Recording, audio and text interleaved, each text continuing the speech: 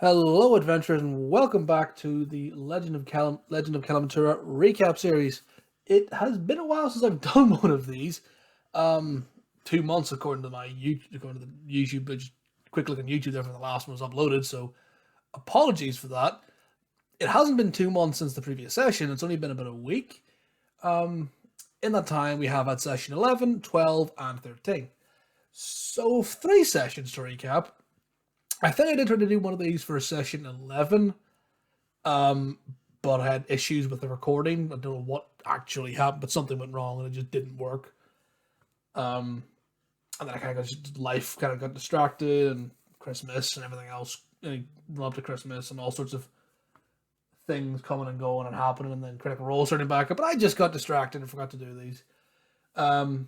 But I have been keeping up with the quest log, which my players use to keep track of like notes, what to do, because I try to do these as sort of a recap as well, but obviously I haven't been doing them for a while. But I do have like notes for the party to kind of go, this is what you did, because it sometimes can be a couple of weeks in between sessions, as many DMs and other players out there who listen to this will know that it's not always every week like Critical Role. That's the dream. I would say to play every single week. But you need you need to find the right group of people who you can do that with, which unfortunately most of us don't get. So quest logs, very good for the players, also very good for the DM, because you can remember what the hell actually happened and remember the fine details. Did it happen this way? No, it happened this way. So 3 sessions, and a chunk has actually changed in the last couple of sessions. Session 11. Session 10, to refresh everybody, the party ended up in Ventura, and the wrap up of everything, basically Titus ended up fighting an ancient gold dragon by the name of Beshra, during a celebration of a festival of Artura that was kicked off in the city.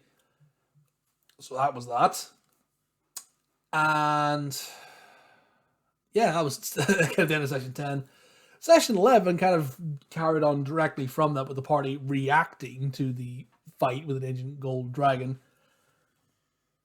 And the party met a mysterious stranger, a figure wearing like dark, smoky armor and like a helmet and hood, and looked kind of ominous. And actually, but was kind of observing the party, going, "Oh, these are powerful individuals. These could be useful." And that was a new party member. That was Ser Lowe Quay, Bard Paladin, who was, I believe, Drow. I'm going to say Drow. You're thinking of what race my party members are, wouldn't you? He's a Bard Paladin who joined the party and was taking the place of Gymy, who, unfortunately, the player for Gymy, because at the time things are opening back up with in-person games. I think she was part of, I think it was 4 sessions. Yeah, one had been. She was playing in a couple of campaigns.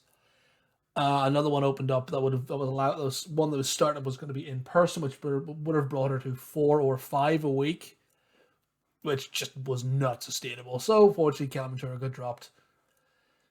So 11 was her last session, and I quite enjoyed her being there. She's half elf, partial drow. That's what Ser Lowe Quay is.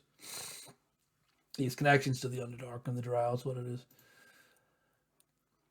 Anywho, so they met Ser Lowe Quay and went to the Deep Roots pub, which is a pub built into the base of like a giant redwood tree within Tormir's ward of Ventura. Just kind of catching up and getting to know this new Ser Lowe Quay fellow. Who, you look like you're a bit of a creepy looking individual, but you seem to be interested in us, so come along with us and tag along.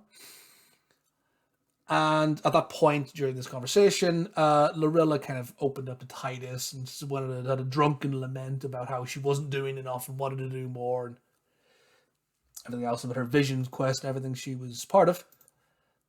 And then the next morning, over breakfast, the party had a messenger approach them, with a couple of letters. One was a verbal.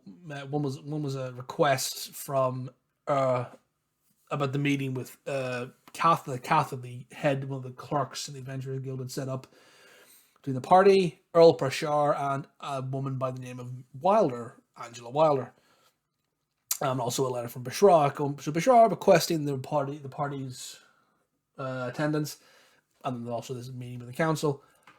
So party first went and spoke to Wilder, and just kind of recounted their involvement with the Defiance thus far, this sort of resurging cult of scourge worshippers that the party has encountered a couple of times. The name has come up. They've seen like individuals with like scourge lapel pins, effectively. They're like, well, that's only a scourge would wear this. Okay, that's bad. During which sort of talked about Uddasil and which was very confusing for Wilder and the council, because Uddasil was believed to be dead by at least was supposed to have been killed 700 years ago. During a massive fight deep beneath Mentura, which is unnerving. And also revealed that there were a couple of other little we've had people that have been looking in, and Wilder is the mistress of whispers, or intelligence, or knowledge within Mentura, spy master, if you will. And she said, like, okay, well, you guys have got some information that aligns with information that I've had, so okay, I'm going to trust you guys with this. You're clearly people of action. And there was a couple of things that she told them, but there was one as a thing to the west in Port Mur, where her agents have been trying to dismantle and take down a smuggling ring that was operating through there. But they'd also recently learned that they were Defiant using this smuggling ring. So it wasn't just a smuggling ring for other illegal items and contraband and the like. There was also, artifacts, and the Defiant were using the smuggling ring to move things around the continent. So that was to the west. And then to the north, they'd heard whispers of the Defiant to the north, particularly around a kingdom called Iceborne. It's a recent acquisition, a kingdom that had recently been acquisitioned into the council. And Iceborne also happened to be the location of an item that Achilles is out looking for. They'd received a lead previously within Steelborough. And to the west was going to be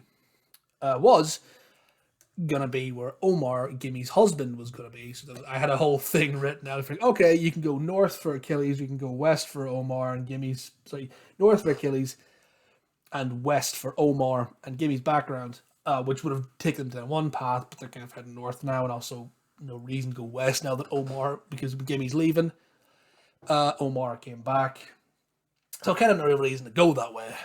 Not at the moment, anyway. Ominous. So Gymy's husband was coming back and talking, yeah, we've heard whispers north. And they went, oh, that doesn't sound good. But it also aligns with something else in the party we want to go north for, so we'll maybe check that out.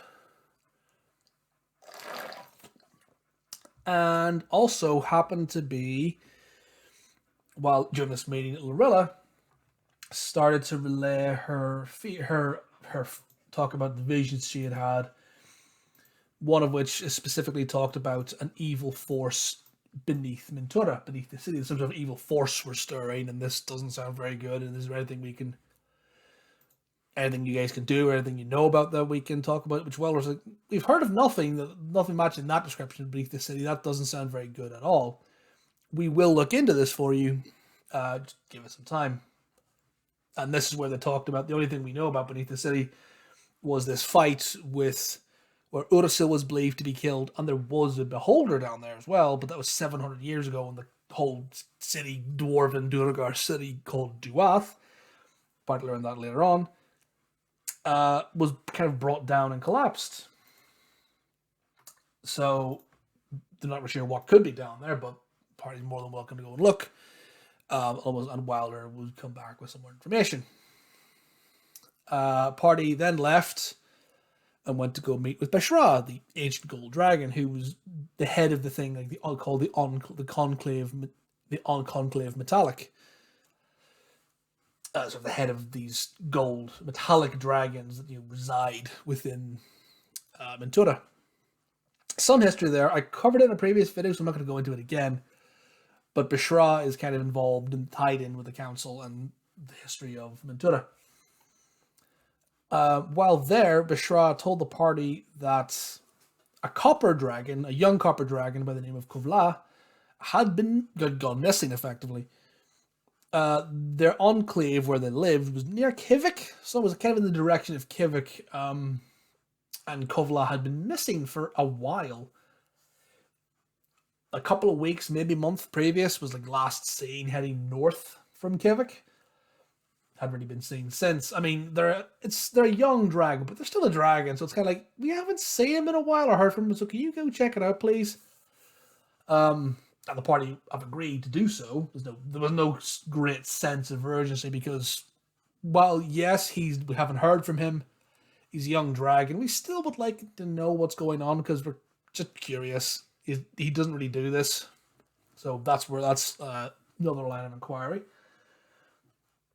Party returned to the city and received another message to say, hey, while you guys are away, Wilder and everybody else, Wilder received a visitor, and also they're able to dig up some intel.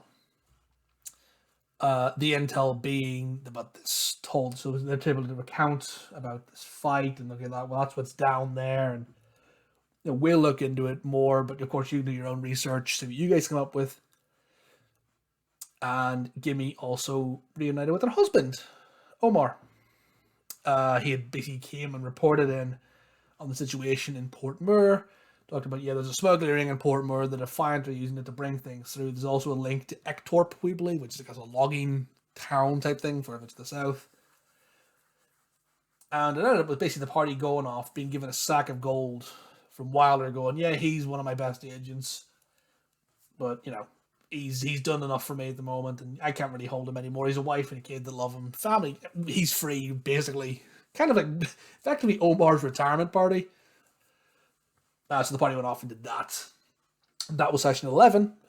This is going to be a long video, by the way, so brace yourselves. Then session 12. A little bit of a time skip. I mean, like a day or two of a time skip because we had the big mad party, during which Bjorn went back to the Deep Roots pub, like bought a load of stuff, like bought like a crate of booze or whatever, and kind of came back. Okay, we're gonna have our big party, whatever. Like bought a load of stuff and then went back. Oh, actually, the Deep Roots pub was the Deep Roots pub was a pub where there was a hunter dwarf. The hunters being the dwarves that made the enchanted drinks. Not hunters. Oh god, no, was it hunters? The enchanted drinks and brew stock, those ones. Hang on, I'm going back in my notes. Oh, bloody hell. Rocky Arrival, split into coding. Brew stock, tidy up. No, it was Hunter. It was, sorry, I was doubting myself. So Hunter was a brewing family in Brewstock that does like enchanted drinks and the like. So that was that. He bought a load of drink off them, and to bring the drink back to where they're going to have the rest of the party, Bjorn used his fine steed to call forth his warhorse, Mandarb. During which time they heard a crash, turned around and saw the stable hand that they'd left Mandarb with, kind of wandering the streets in a sort of his terrified, drunken haze. Because when the party had arrived in Mentura, they had like left their horses and everything else at the stables. Mandarb being left there as well, but of course Mandarb's a magical horse, so disappeared not long after. And as it transpired, this stable hand had a very stressful few days to find this horse, which was very fun. It was a real like sort of comedic moment to end that. So session 12 kind of picks up after that, the aftermath of the party, and the party kind of took a day to recover, and then, oh my god, the research. Holy crap. A couple of things happened. There was a cumulative research kind of went on. I don't remember who did what, but it was history rolls and investigation rolls to learn whatever they could. And one of the things that was learned was they learned the name of the City of Duath. So we now know the city that Burnless Evil that Lorraine is talking about is called Duath, and that it was effectively like a trading post between the surface and the Underdark. Kind of Duath kind of sits kind of the border. It's not the Underdark, but it's not the surface. It's kind of in the border zone. So that's where that was. That's where Duath is. It's a trading post, and that's where this base was that this great fight happened in. With the Beholder, Udacil, and a bunch of other Scourge ne'er-do-wells.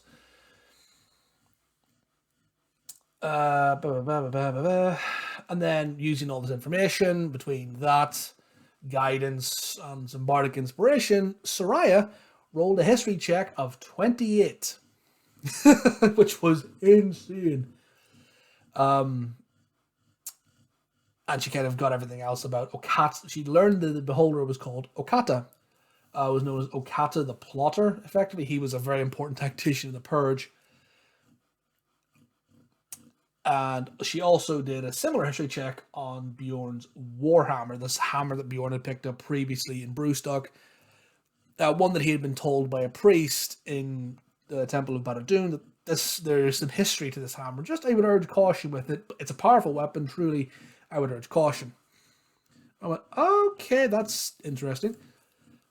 Learned that the hammer belonged to a warrior known as Cain. Now, Cain had been a champion of the Scourge, the bad guys, effectively, during the cosmic war that was known as the Purge. He had been a champion of Barad-dûn's rival, opposite, whatever the mirror is. We just haven't learned the name yet, but he was a champion for him, or them, and at some point during the Purge, effectively defected and swapped sides after a great tragedy. The details of that are not fully understood, but the hammer was taken and reforged, and Cain became a champion of the Pure Ones of Barad-dûn. And this hammer belonged to him, so it was a truly powerful and ancient artifact. If you're talking Critical Role, it's a vestige of Divergence, if you will, which kind of made Bjorn go, okay, this is powerful. Some potential for power here. And the next thing they did was they went off, left Ventura after learning all of this, told Wilder, left a message for Wilder going, hey, we've done our research, we've learned all of this, just letting you guys know, and then left and went to Goldenfields because the party had a contract from Session 1 to go to Goldenfields to investigate some goblin problems. Traveled for a day and a half, and on their final night, encountered a sort of strange entity, which I've called the Sentient Crystal of Comedic Timing. It's a floating crystal about the size of a gold piece, the colour of which is slowly shifting. The crystal bonds with one member of the party and kind of follows them around until that party member dies. The crystal floats within the PC's space, has an AC of 25 and 10 hit points, so it's difficult to hit the nibby bugger. They are actually able to use Identify and Arcana checks, and learned that this actually was something that was effectively a soul gem. It was a sentient, animated soul gem that contained the soul of a Kenku, and also had an inscription that said, if found, please return to Sheogorath. Now, that's purely there for the Elder Scrolls reference, and to fuck with my party. I don't intend to do much with it. I might do something with that in the future, we'll see, but it was fun. The idea of that being that it's kind of to explain poor stealth rolls, or if the party do something really stupid, the crystal can make a noise at the time. You know, you roll a natural one and say, how does that manifest itself? Well, you do this, and then the crystal goes whap whap, and everyone will get alerted to your presence, type thing. So they ended up, and that day, arrived in Goldenfields and met the Townmaster Carrick, who's a massive furbolg, 8 foot tall, 300, big burly furbolg. He was the Townmaster and tells the party the goblin raids have actually been much worse, and have got much more of a problem lately.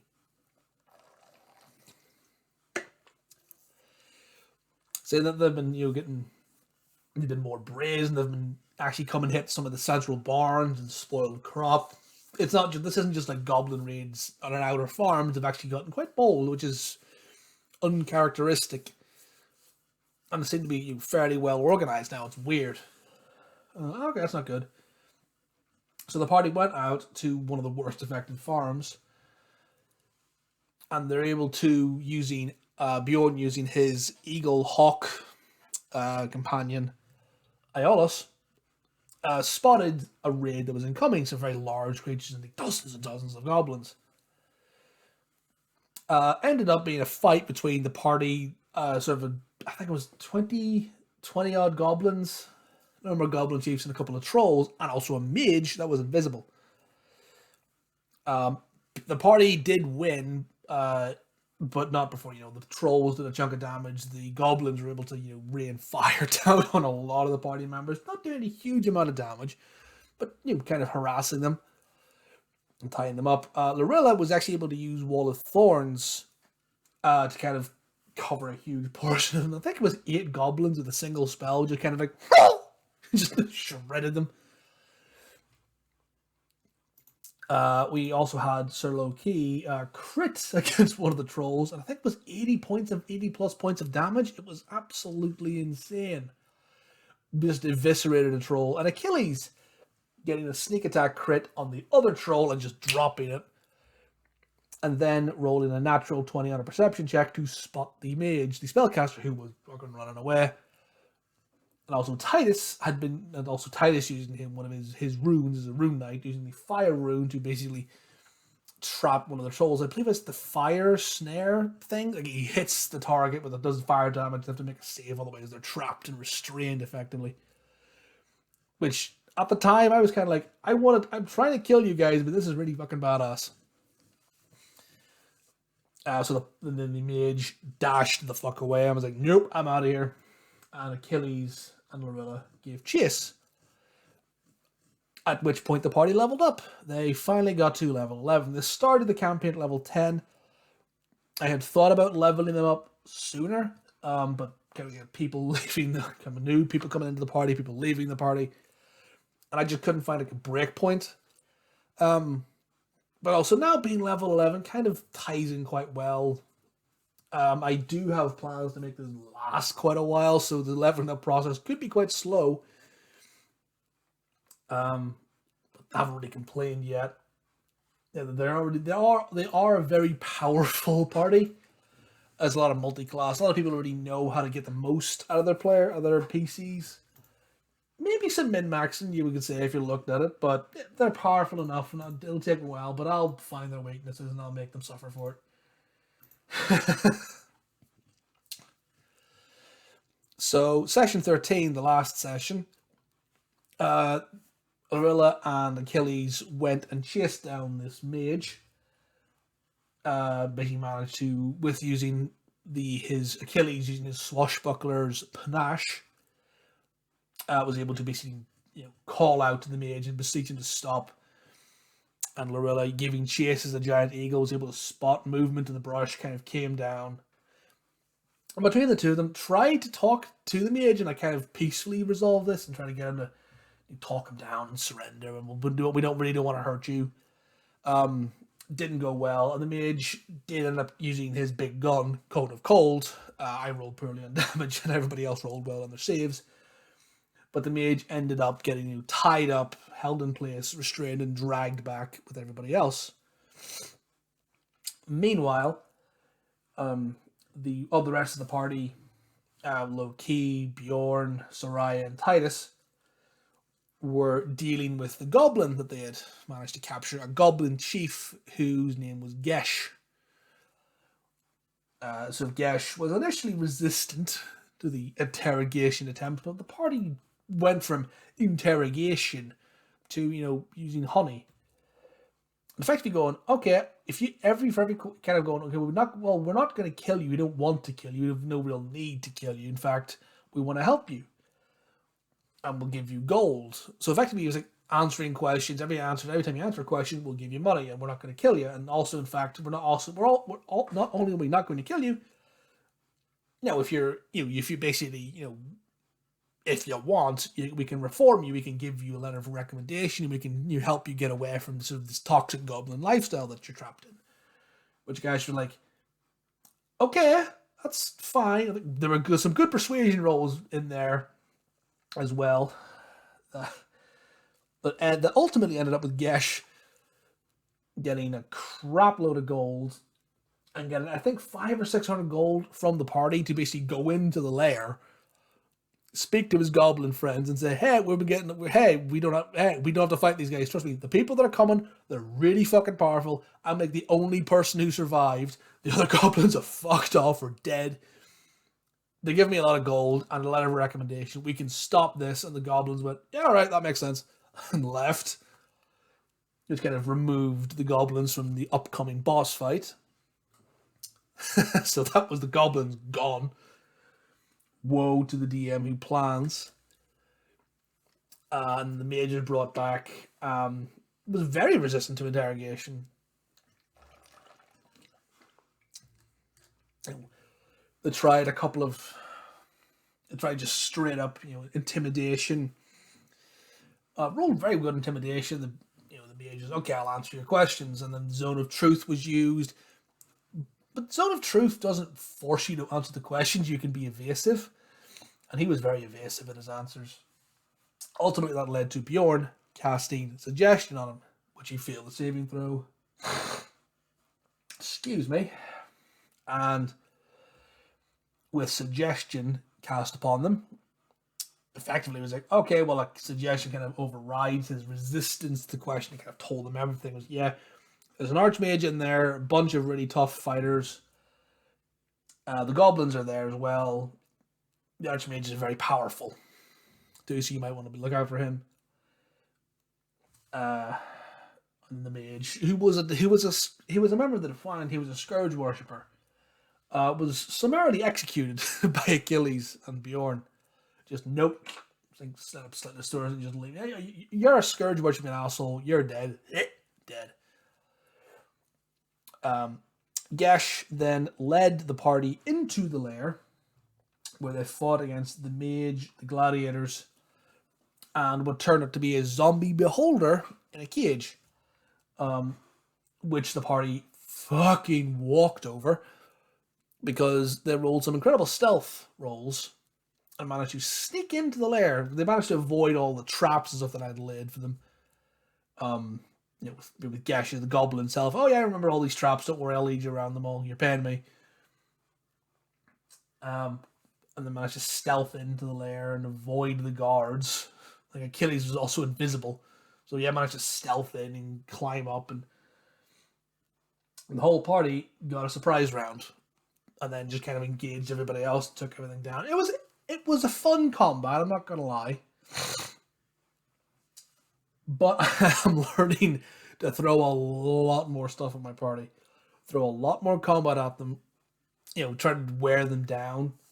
So, yeah, this is kind of showing my freshness as a DM. I've been running a game for less than a year. This is my first ever thing running a game. Combat is difficult to balance. Very difficult to balance. I don't want to throw too much at them, but I don't think I'm throwing enough. So I'm learning. Hopefully it'll eventually get to the point where they're sweating. But we'll see. So yeah, they ended up, the mage, I think, died within like a round or two, was able to like banish Achilles temporarily, got a sneak attack from Ser Lowe Quay, released the beholder, and then was just overwhelmed and slaughtered, and the gladiators were tied up. There were the two melee guys running in and kind of, yeah, it was a shit show. It was a really fun competition to run, but oh my god, I need to up my game. Still really fun though. Oh, and also we had some interesting use of runes. Titus, being the rune knight, grew in size and was using his fire rune, a giant's might, and basically grappled one of the gladiators, threw him off the dais, which was like a 30-foot drop, took a chunk of fall damage. Bjorn was able to then, one of the gladiators was able to knock Achilles to his feet and was harrying him with a spear, and Bjorn basically went, "Nah, fuck you," boonk, bonked him and wiped him out. And then was able to turn and leapt off the dais and just meteor hammered the poor gladiator that was on the ground and just crushed him, just landed on, brought the hammer down, like hammer in the chest, and then landed on him. Yeah. It was a pretty epic fight, I'm not gonna lie. It was pretty damn epic. So it stands, the party have had this big fight in the lair, and whatever they're gonna do next is probably rifle through it and see what they can find. So that'll be the next section. That's in a couple of weeks. And then from there, we have a couple of places that can either go to Kivik and look for this Kovla, this copper dragon, or they can go back to Mentura and look for Duath, which Soraya, it rolled some really good history checks and actually was able to recall a map that she remembers seeing at one point. He was able to go off and find a map and draw one. And so they have a map, or a map of what they think they're getting into. Or they can head north to Iceborne. So I've got a couple of bits that have kind of prepped out a little bit, but we'll see where they're going. And then beyond that, kind of get into the plot now, getting into the thick of it. I'm really excited to see where this goes from here on out. But I'm going to go ahead and leave it there because I've been talking for half an hour. Thank you all very much for sticking with me this long, if you have stuck with me this long. Treat this as a kind of like podcast for your walk home or walk to work or whatever it's going to be. Thank you all for sticking with me. And yeah, I hope you all had a good Christmas, had a good New Year. Hopefully you managed to avoid COVID over Christmas, which I feel my cons even. I'm getting over it. Don't know if you can hear that in my voice or my chest, but I'm kind of like towards the end of the isolation period, so it is what it is. Yeah, hope you all had a good holiday season. Hope you're all doing well going into 2022. And I'm really excited to see what the new year brings, both for me personally and also for Kelamentura. And hopefully all you guys stick with me and see it through to the end. Whatever that's going to be. Don't know, I've honestly no idea. It's going to be a while, I think. I keep coming up with ideas and I keep going, well, we'll do this and this and this and this. And yeah. We'll see. But until next time, adventures, have a good one and keep healthy and see ya.